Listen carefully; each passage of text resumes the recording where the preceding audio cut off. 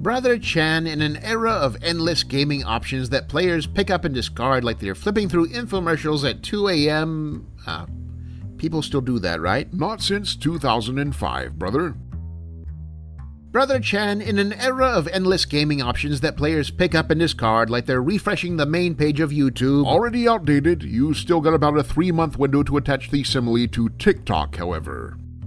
Brother Chan, in an era of endless gaming options that players pick up and discard like there's swiping. People swipe TikTok, right? Do they tap it? Do they double tap it? Just scrub forward, brother. Oh, that was intentional. Sorry. Anyway, the point is, in the modern era, it's not just about getting your game into customers' hands, it's about keeping it there.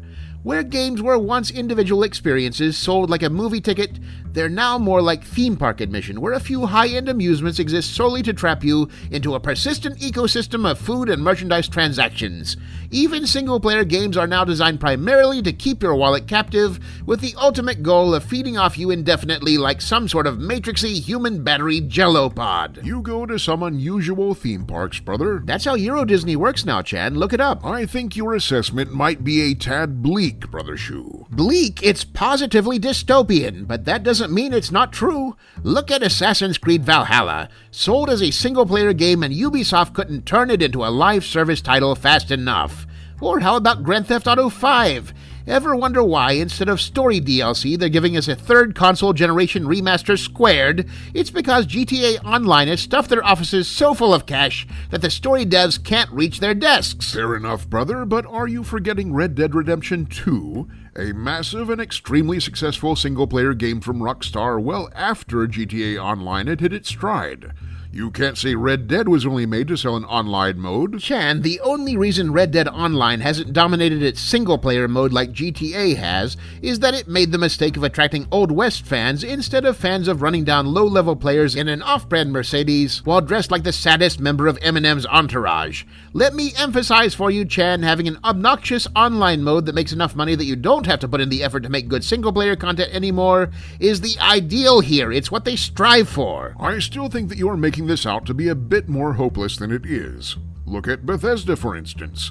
With the help of the modding community, they've managed long-term fan engagement with their games without having to resort to any underhanded live service. Oh.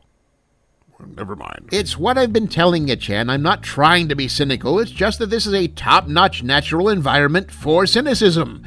I mean, you almost had it there. Long-term engagement without sneaky live service elements is technically possible, but only in the same way that it's technically possible to hand-weave your own fast food napkins. Nobody's going to actually go that route so long as the easier, faster option is still viable, no matter the damage it does to the ecosystem as a whole. On that note, brother, I see that you've tweaked the odds of a legendary Masamune Sombrero loot box drop in Roller Death Derby Horizons down to 1 in 80,000, meaning it will take players playing an average of 4 hours a day about 6 years to actually score one. Well, no, see, that predatory loot box scheme was actually engineered by characters in the game world, so that's technically story content. It's lore-friendly.